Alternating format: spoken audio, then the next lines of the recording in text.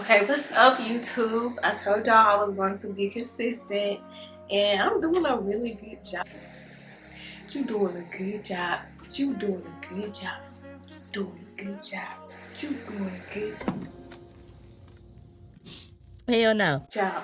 Okay, so I am trying something different. We are barefaced mommy, no earrings, because I actually lost my favorite pair of studs, and I'm just like over it. So I look like a little boy. No lashes, but it's giving natural mommy, you know. It's giving soft life. It's giving, what are the kids saying?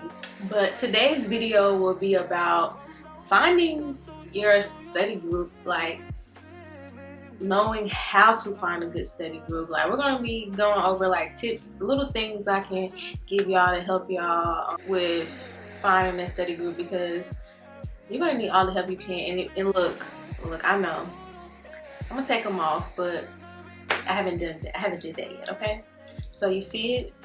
Let's act like we didn't. We've addressed the elephant in the room. Now we can move on. Finding your study group is important because people often are able to pick up on things that you don't. So, like, say if you and somebody in your study group are studying for a final, and y'all both listen to the final lecture, y'all could have interpreted things differently, or y'all could have zoned out at a part where your classmate didn't. And now when you're in a study group, you can be like, okay, so what did y'all learn, or what did y'all hear? Or they'll just volunteer volunteer stuff like, oh yeah, I heard that in the video, and you're like, oh dang, I watched the video, I was there, I didn't even pick up on that. So, and that's so good, because this semester I didn't really attend the Zoom calls because I'm in a hybrid program. I'm in the accelerated ABSN program, and all of our lectures are Zoom calls that they record. So I haven't been to any of them, but my people in my study group, they actually do study, go to those or whatever. So I'm like, okay, so what did she say in the Zoom that I should know before I take this exam? And they're like, oh, they said that. I'm like, okay. And I didn't even have to, attend them, but do what works for you. I personally did attend all my Zoom meetings my first semester, and it was very beneficial. When I started second semester, how the teachers do their Zoom recordings, I just didn't find it beneficial, and I was like, I'm not going to waste my time when I'm sitting here looking at these videos, or I'm in these Zoom calls and I'm zoning out. It's not doing me any good. So I became realistic with myself. Your peers are also able to clarify things that you may be confused on, or they can teach it to you in a way that you just didn't understand when you were looking at the Zoom call, or when you were looking at the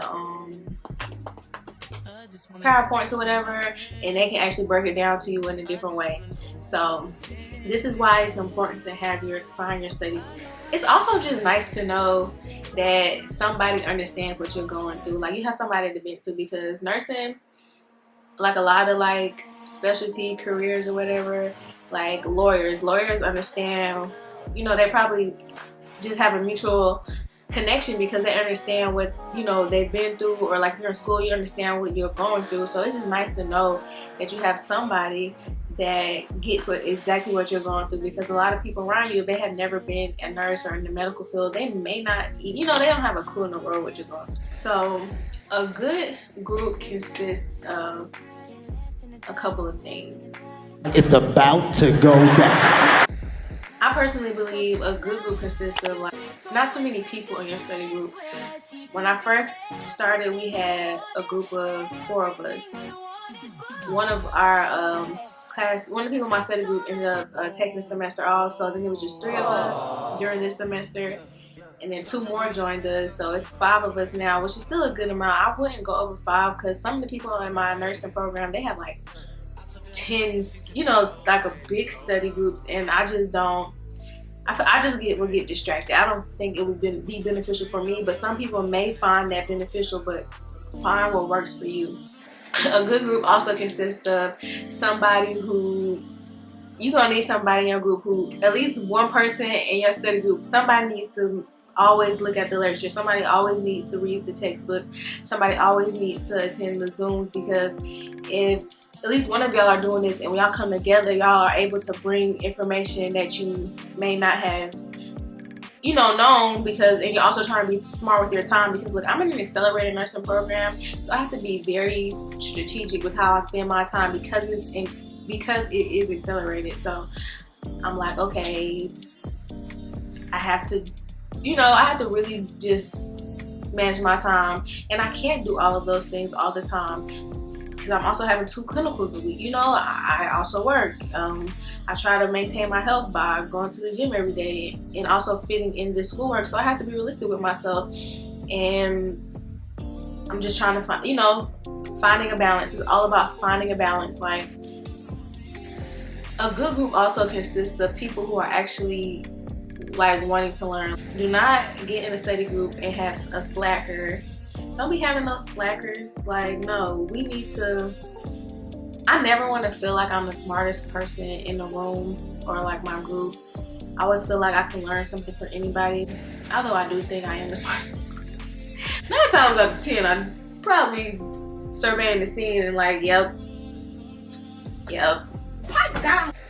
But no, for real. But I also feel like I can always learn something from everybody. So make sure everybody is trying to learn in your study group. You don't have no slackers, because it's just hurting you. It's not benefiting you.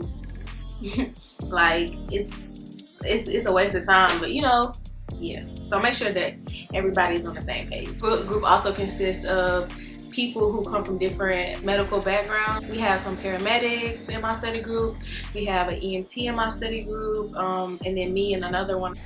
People in my study group have both been CNAs, so we're all able to bring in different things, because that paramedic and that EMT, they're exposed to like a totally different, they're exposed to something totally different. So sometimes they have a really good understanding of like medicines or like certain procedures, because they are constantly dealing with this because of how they're just thrown out into, they have more hands-on experience, I must say.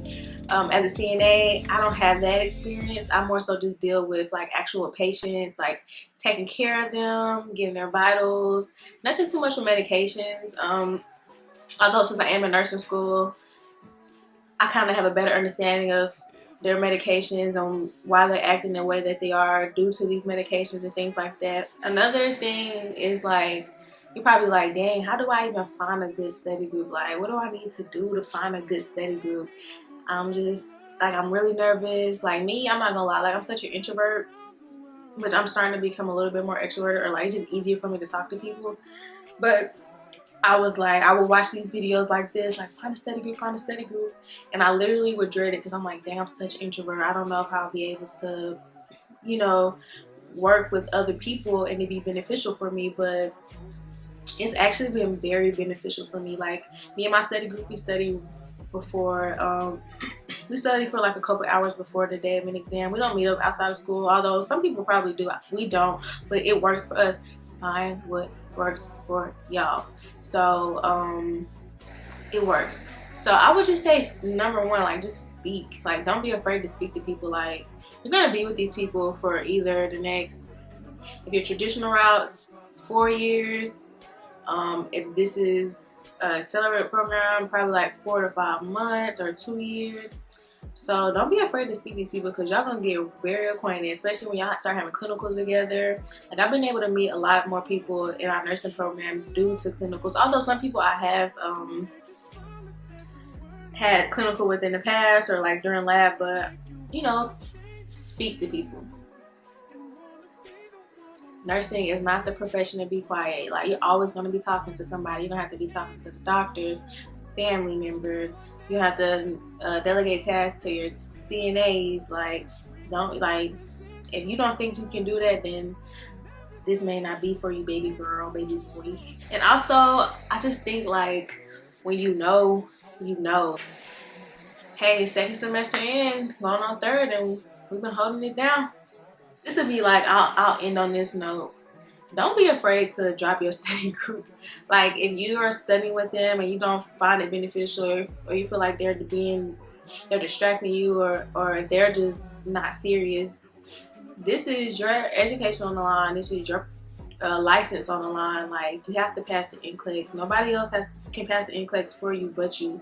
So you need to find a group that actually works for you. And if, like, I know a couple people on my campus who are in a program who are cool people, but they just don't study with anybody, and if that works for them, that works for them. Like, it may not work for you. Like, if the study group thing don't work for you, then don't force it. And that is how I am going to end this video. Please subscribe, y'all. Show me some love. I'm going to be consistent. I'm about to start dropping vlogs. I'll see y'all.